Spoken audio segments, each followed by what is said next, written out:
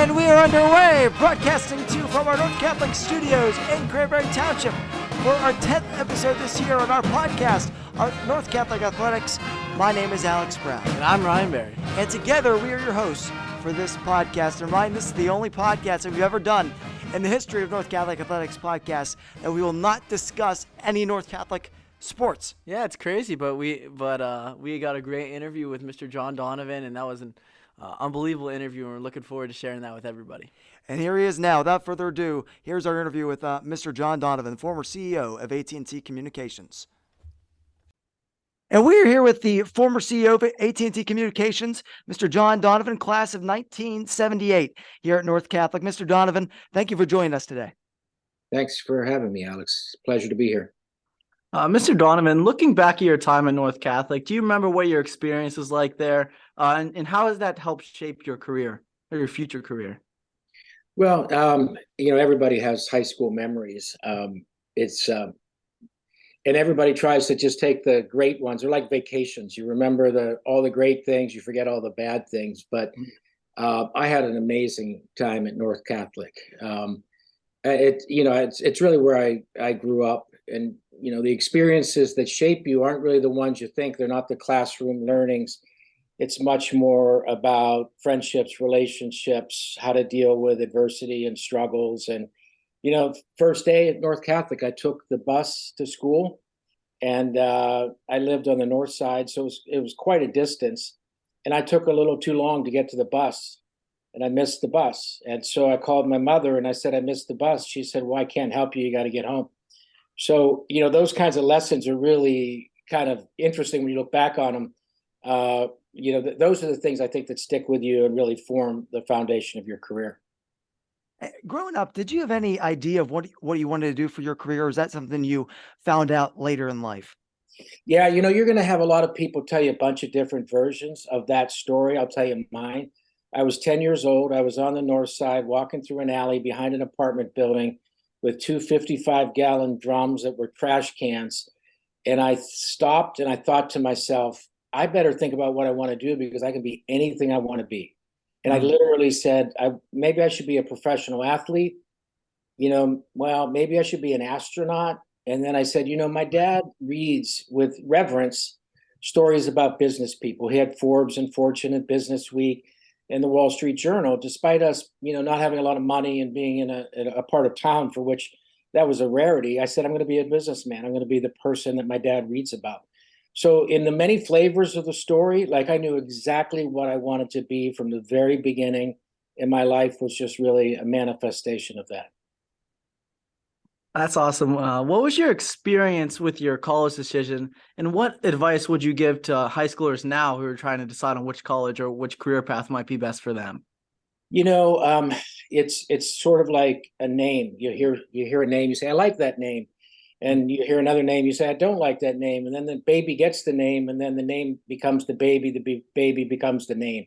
So whatever school you go to, you're going to succeed if you just put your effort into it. So for me, Frank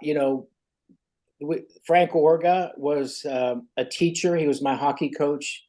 He saw more in me than I saw in myself. And when I arrived at school, met him, he said, I think that you'd be a good fit for Notre Dame. And he kept an eye on me where I could have easily strayed and sort of either lowered my aspirations or just, had too much fun and didn't get the grades.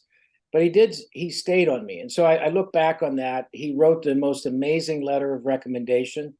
I saw it after the fact, and it actually kind of brought a tear to my eye that he would have put so much of his integrity for a university that he graduated from, betting that I would be a good fit for it. And that really kind of stuck with me my whole life. And so, it really is not about networking and mentors. It's about advocates and advocacy and what people might be willing to do for the next generation. And so I remember that, and I adopt kids, not literally, but professionally. I'll find kids, put them under my wing, and give them the fullest extent of my privilege, like they're my children, because I want to, give that sort of advantage to others who may not have a track around the house to get that done.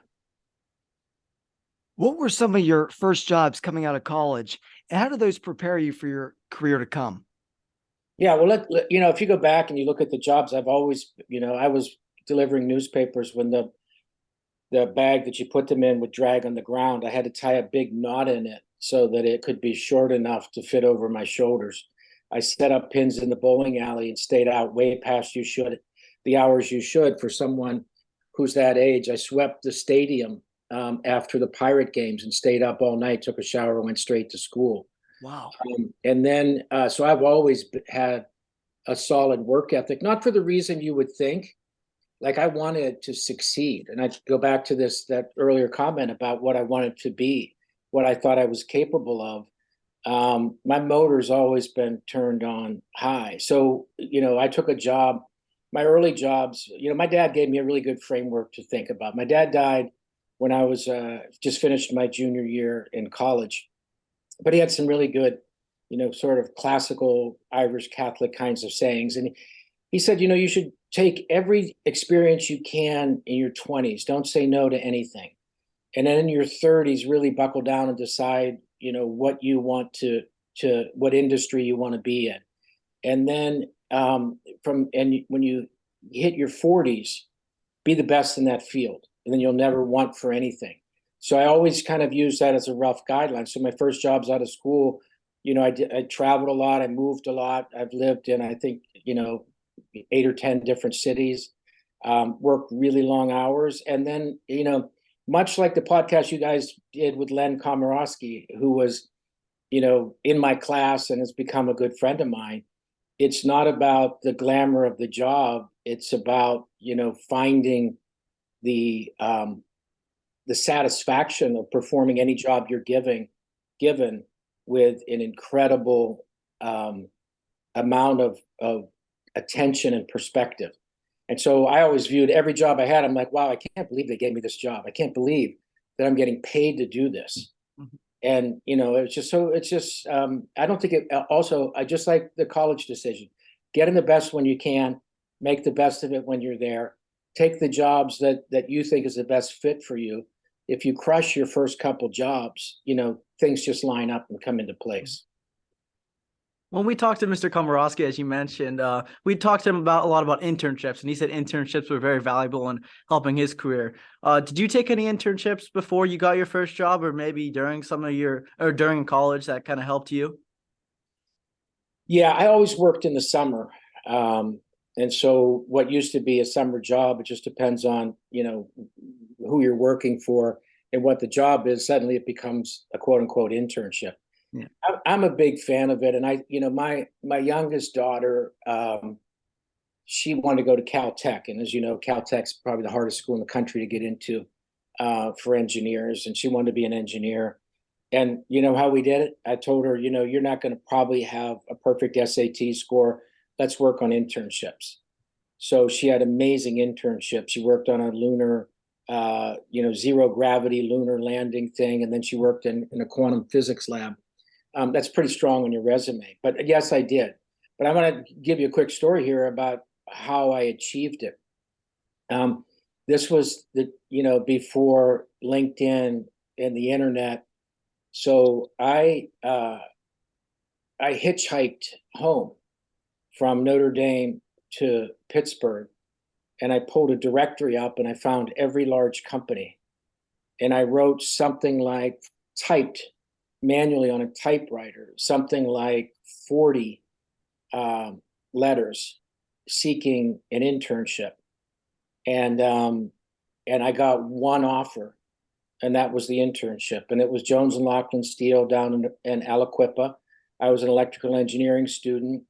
And next to me was a guy that, you'd expect to find at an engineering internship, a guy who went to Bucknell and a fancy school and all that stuff. And, it used to always dawn on me, they probably sought him out and they probably thought, I'll take a chance on this guy. So, I always say to people that, there is privilege in the world, but the greatest privilege is like you're in it. Then the next greatest privilege is if you have good parents, it's a bonus, but it's not a deal breaker if things aren't perfect at home. it's a privilege if your parents know how to help you navigate to get into a school, or you have a great guidance counselor, you go to a great school. But if you don't, it's not a deal breaker, because hard work can be a tiebreaker. Everything else being equal. So I didn't get great grades in college because I was away from home, and I took advantage of that. But I aced the thing that most people never even focus on. I aced interviewing. I interviewed with 13 companies, had terrible grades, and I got 12 out of 13 of those companies made me job offers. And the top electrical engineering student was a very good friend of mine, and he had at least 1.0 more than me on his grade point, and he interviewed with many of the same companies and didn't get job offers. So, it's sort of like, there's lots of craft out there. You just have to, master your craft. Were you that ability to interview well? Is that something you practice, or is that something that you learned over time? Because you just talked about technique, and your career was something that was formed around strategy in so many ways, especially over your time at AT&T around technology. Was there a certain strategy that you used in the interview room to have such great success? Yeah, my aunt, who just passed away, I think not even 2 years ago, she was 108. And Wow. she was living in the convent up in Mount Assisi, where my mother still is now. She was the older sister, and my mother was the baby of the family. She's now 97. Oh my gosh. And when she gave me a book that called How to Win Friends and Influence People, which taught you empathetic listening. And I mastered it. Like I read it, I probably read it 3 times.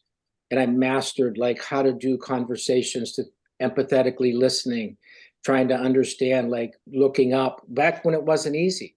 Who's interviewing me? What do they know? What do I think they want to hear? How can I make this a good interview for them? So it really started this idea of an empathetic life. And, I've done a lot of these kinds of things over the course of my time, and people most often come back to this idea that I always say every person you greet, you should greet with a mental prayer.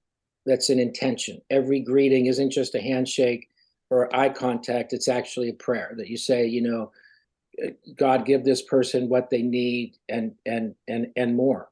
And if there's a way that you can take from me and give to them, please do it. And then with that intentionality, you can immediately kind of lock into this empathetic approach, which then really locks you into a world where in any interaction, then you're going to be viewed as a good friend, kind of an alert listener, and all those sort of subtle things that really overcome a lot of the things that are in the nuts and bolts. And so I look at it this way. Look, you guys have a tremendous advantage at your age and at this time, that the world and the answers that you seek are right there in front of you. The downside of it is that that shortcut can bleed over into other things in your life. And so what you're really after is not only fulfilling the best you can, but you're looking for distinction from other people. Like you want to be, you want to show yourself a little better, whether that's in a college interview, whether that's a job interview, whether that's a meeting within a job, which might lead to the promotion that happens next. Look, if I had sat back and said, I want to script a future that has me end up, sitting on boards of directors and, that sort of stuff, that would have been so ridiculous to think about. But in a big picture, you say, I'm going to go achieve something. But what I tended to think about at a practical visualization, if you use a sports analogy, I visualized the next play, not the Hall of Fame. And the Hall of Fame arrives by stacking a bunch of great plays together. So I sort of visualized day to day. I would get up, I would look at my schedule, and you talk about this idea of strategy. For me, it's just philosophy and frameworks. Like I would always say, how does that fit? So I built this giant house with lots of rooms and lots of storage places for where things fit. And it allows me to connect dots. It also allows me to make decisions really fast because I've thought about things in advance, because I put them in the right room on the right shelf next to the right thing. So I'll tell you what's funny. The CEO of U.S. Steel is a friend of mine, Dave Burritt. And I told him there's two things that he can help me fulfill from my childhood dream. And he said, "What's that?" I said, "I want to have a cup of coffee on the top floor of the U.S. Steel building, and I want you to take me to lunch at the Duquesne Club." Because those were areas that when I was, living on the north side, and I was down in the real north side, and I just couldn't imagine. So he's like, "Why would, like, sure." And so I'm coming there in a few weeks' time, and I got to play golf at Oakmont for the first time last fall with a friend who's a member, and he said, "Sure, anytime." But I said, I don't want to do it anytime. I only want to do it once." And then I want to go have a cup of coffee on the top floor of the U.S. Steel building, because when it was going up, when I was about 10 years old, I thought, how magical would it be to be the person who gets to sit up in the top floor and look over, this vast city and the Duquesne Club. So those are going to be dreams that I'll fulfill this month. That's fantastic. That's awesome. And you mentioned trying to stand out to employers and colleges. So would you say it would be better to be able to be good at one really good thing that the colleges really notice or employers really notice? Or would you say it would be better to be well-rounded, like be known as well-rounded? I would rather that you come and be yourself, whoever you are, and show me that. Mhm. The hard part is to let me see who you are in a short period of time. Are you good enough to let me know you in 10 minutes or 20 minutes or 30 minutes?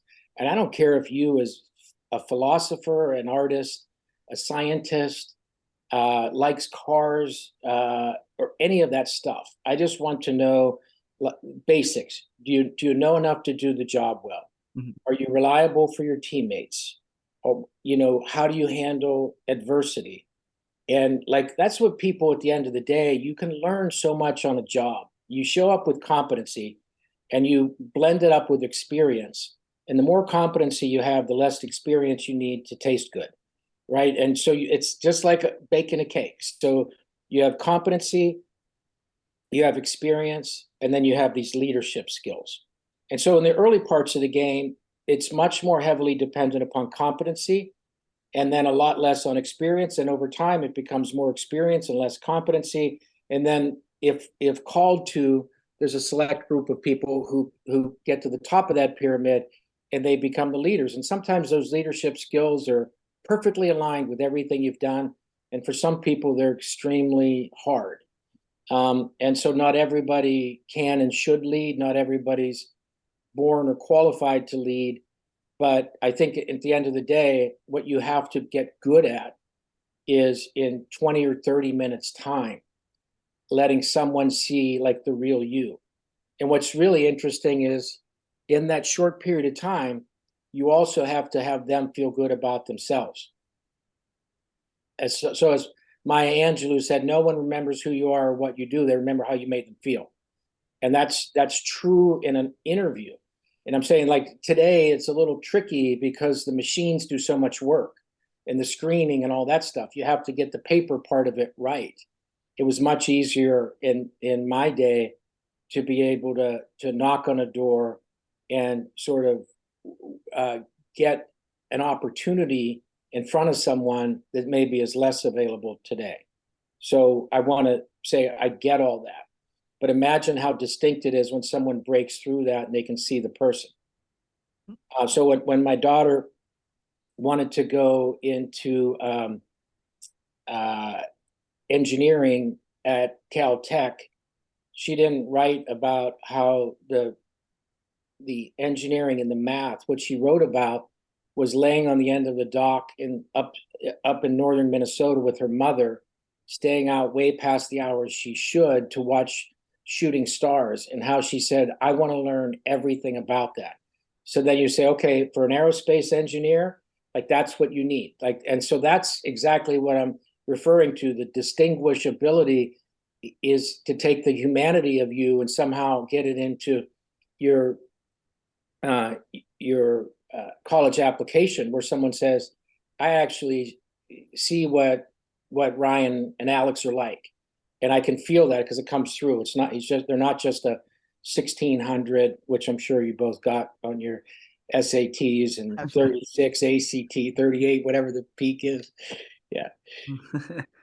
Do you feel like being able to be such a great interviewer, be able to interviewee, I should say, has made you a better interviewer when you're hiring people over the course of your career?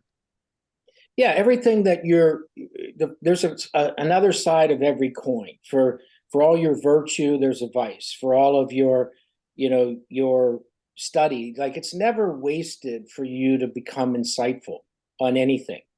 It like one of the things that's most exciting for me in life right now is I sit on the board of Lockheed Martin, which is a kinetic company that does kinetic conflict supplements, armaments, F-35, F-16. But in order to be all that I can be there, I have to really sit down and study things I know nothing about. I hated history. Do you understand? I would say, like, what does that matter? Like, right in front of me is history is getting made. So I was the guy that had great words for it. Like, I'm a history maker, and I'm not a history studier. And now all of a sudden, I'm like looking at reading the history of Stalin. That's 2,700 pages. And so I'm studying history with like relevance and zeal. And I'm like, boy, I wish I'd have known more of this at the time. So there's no knowledge that I think is wasted. It's just a question of like, when does your need for it pop up? So Alex mentioned a little bit earlier that your first role at AT&T was the chief strategy officer and also a group president of AT&T technology and operations. What did that role entail, and what was some of the strategies that you used to try to get ahead of the other competition? Well, so to these ends, like there are some lessons there. The first job I was hired in to do was the chief technology officer. And so I knew generally what I wanted to do, but I had never worked in an organization that was that big and a position with that much power. And I'd never really operated with a power dynamic before. And so when I got there, it was a little eye-opening for me when I would make decisions, and then next month we'd sit down and review the decisions and find out we spent $100 million on last month's decision. So I actually went back and I studied presidents in wartime, because I know almost no president has been, a soldier. Some have been in the war as sort of generals and so on. But when you elect a president, you elect them to make those decisions. So how do you deal with a decision that you don't have perfect knowledge in? And then how do you prepare yourselves for making big decisions?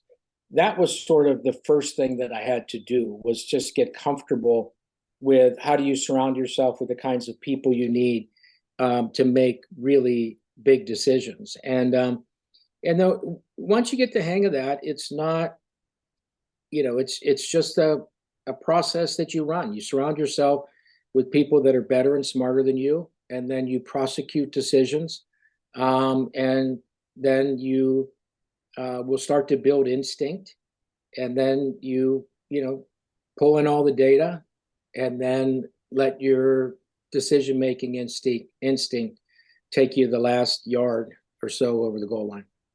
You talked about earlier being able to anticipate the next steps ahead, and you just spoke just 2 questions ago about you wanted to be a history maker. Yeah. What were what did you foresee happening as the strategic officer and the rest of your career as it was going to come? What was the next step that was going to lead you on your path, be a history maker, and how would you eventually be able to reach that? Well, if you look at it, if you just take the dots of time and you say, okay, let's go back a year, let's go back 2 years. The role of history is to make sure that you understand how we got here. Then the role of planning or strategy is figure out what comes next. And there was I spent a lot of time in Japan. The first book that I wrote was translated in Japanese, and it became a business bestseller. And that's not anything I did. The translation, I think they actually kind of rewrote the book better than I wrote it. But that notwithstanding, I learned a lot about Japanese culture and decision making. And one of them, a friend said to me, you should never make a decision that time makes for you.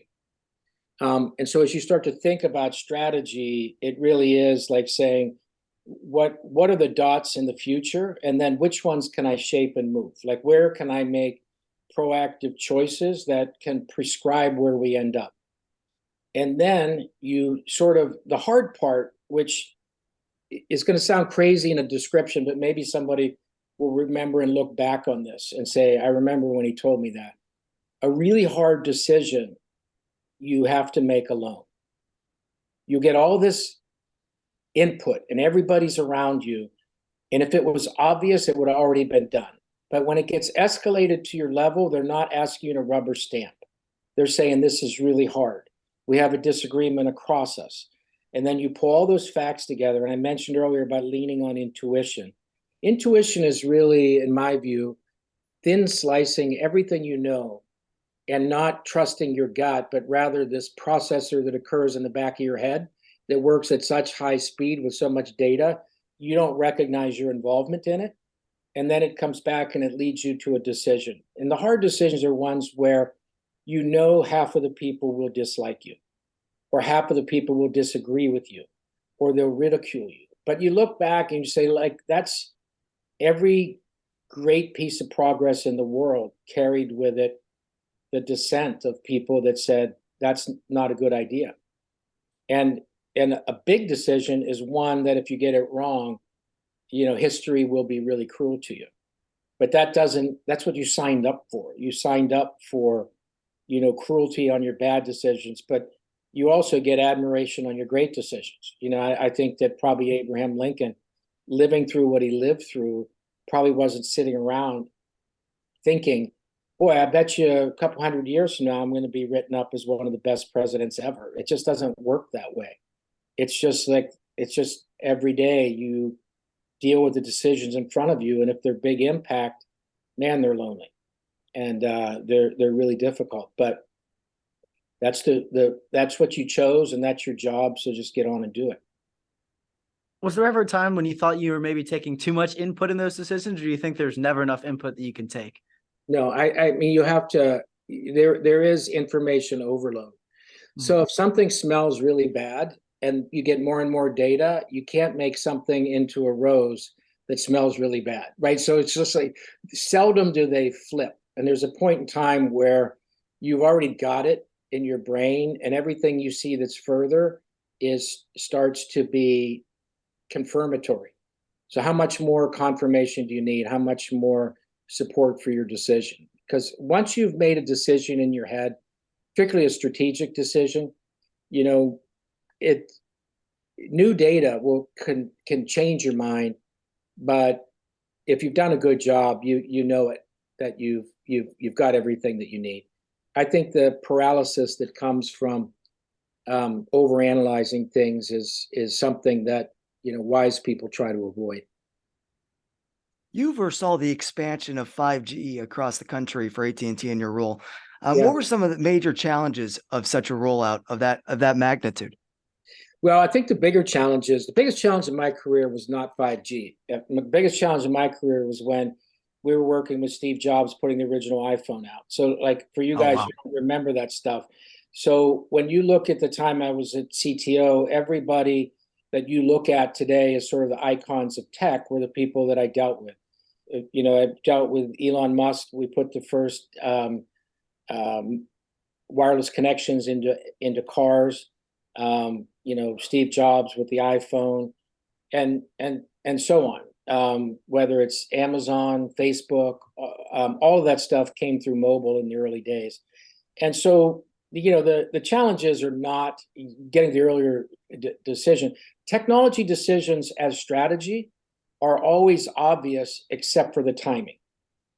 Like if I told you that will humans ever be on the moon, you're probably going to have a hard time saying that they can't. You'd probably have to argue that they won't. It's not worth it, that sort of thing. But if I ask you to pick which year, that's like really hard. It's like think of Elon Musk and driverless cars. He predicted 2015, then like every year since. It's really hard to pick the window. And the reason it's so important to pick both the thing and the window is because if you go in the window early, you waste money like crazy. If you go in late, competition kills you. So technology strategy is really about timing, not about the actual thing, because the things are pretty self-evident before they come to commercialization. Like the thing when there was an iPhone and Steve Jobs was showing he was going to take an iPod and make a phone out of it, when everything back then was Blackberries and candy bar form factors. That was a leap. Like that was okay, this is going to be hard. Was there a time when he came out with the iPhone that you knew like, oh, this is gonna like be really, really tough to do? And like, what were some of the main challenges of trying to convince people that it would probably be it would be a good thing in the future? Well, at the end of the day, the bet wasn't on the phone; it was on the person. It was a bet that he was so obsessed with making it happen that he would make it happen. So you bet the person, not the thing. But in the beginning, you guys were probably 8 years old or something at the time. We at AT&T had an exclusive for 5 years. There was nobody in the world who sold iPhones other than us. Wow. And the phones weren't like that back then. They didn't work as great as they should have. And so there were dropped calls and people getting frustrated. So it was a really trying time. I used to actually give speeches to the team. I'd get the team together and I would say, we're doing the most advanced work in the world. So anything you read about Silicon Valley, Beijing, China, nowhere is more advanced work going on in the world. And you're going to be able to tell your grandkids, I was there when. But right now you're living in the eye of a tornado and all you can think about is the wind.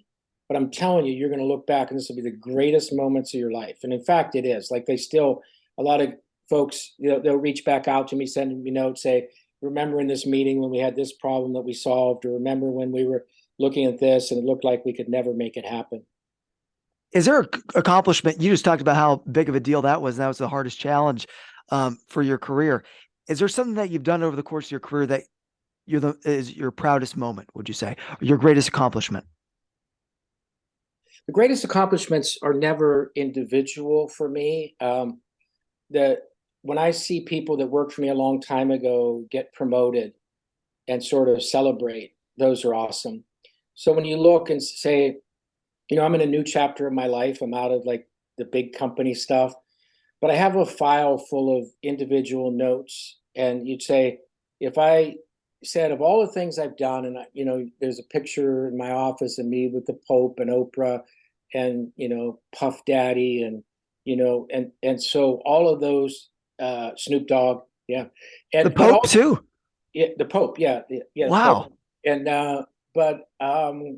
and all the presidents. But if you look and say, what did I actually keep? My wife said all those photos of you with famous people are vanity. So we took them down, all except for the Pope. The Pope and family is all that's here as I look around. But the thing I cherish the most is the file with the notes that people wrote to me that said when after this town hall, I started practicing what you suggested at home with my family, and things are so much better now. So those are the things that they impact lives. And, I still view, life through goals, but the goals are much simpler in how I view them now. And those are much more aligned with where my goals are today than maybe I would have ever imagined. Not long after you retired from AT&T, you became the CEO of Quidda Investments. Did that create any new challenges for you with a new company? Yeah, well, anything that like I just sort of set up the entity myself. It gets back to this earlier discussion. I was operating with power and like real power. You have 300,000 people work for you. Someone always holding the door, giving you directions. You just sort of wake up and you go throughout your day. And, you say go and they go, you say come and they say come and they come. When you go out and leave that world and you have to use influence, it's just a new game. George W. Bush, when he was asked the question, what's the biggest change for you in leaving office? He said, stop signs. Because it had been 8 years since he ever stopped at anything. So, and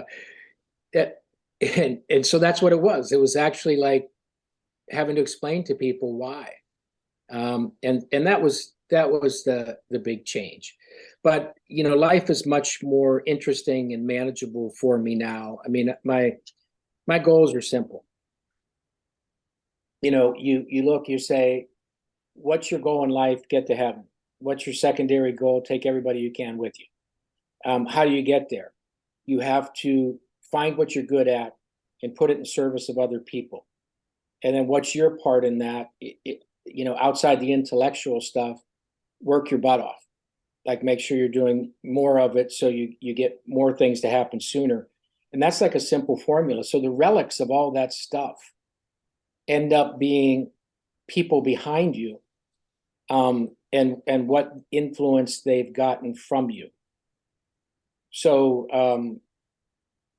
that's where all your satisfaction is. And you don't see that when you're in the game. Like sort of like players, they need to make plays. They want to stay on the team. They want to be an all-star. But on the decline, it's more about what happens in the locker room, how you support one another, and back one another up. And that's true for I use a sports analogy, but it's true for everything. It just ends up not being about you, but being about others. And the best measure of your legacy is what's behind you, and not your immediate impact, but the impact that is residual. This will probably be our last question, as we only have a couple more minutes left. You spoke earlier about your aunt and your mom living in a convent at this time, and your aunt having so many humbling words of advice for you throughout your career. Has that humble faith and attitude that your family instilled in you really been a guiding point of your career? Yeah, it has. And I think it's a great question to close on, because I think what makes me successful is my faith. At the end of the day, my part in this whole thing doesn't go as far as I would have thought it was in high school. You can't control all the variables. So when I look and someone says, what's the secret to success? And I told them, get born into a poor neighborhood to great parents, go to Catholic schools, believe in God, and then find a way out. That's not that's a formula, but it's not like the high probability result. So I get asked the question often, could you be the way you are now and still succeed because you've evolved? And the answer is, I would rather be the way I am now and be a professional failure rather than succeeding and doing it the wrong way. So that progression is everything. Well, we really appreciate your time today, Mr. Donovan. I think that's a great way to close. And we really appreciate, once again, we really appreciate your time, and thanks for coming on. And hopefully we could talk again sometime in the future. Okay. Thank you, guys. And you just heard from John Donovan, and we thank him again for his generous time. That was a great interview, and a lot of good life lessons in that, and advice for the future. Absolutely. So, a lot of wise advice, and something he's lived by to bring his career to the success that he's been able to enjoy and that he's still having today with his companies that he's a part of. And we'll be back next week with a podcast prior to the Barth & Graham Classic, which takes place on the 11th of February, which the boys and the girls basketball team will play Central Catholic and Oakland Catholic at 2 and 3:30 on that Saturday, which will be broadcast on North Catholic Sports Network. But we'll have some interviews leading up into that in next week's podcast. But until then, we are your home for everything North Catholic Athletic.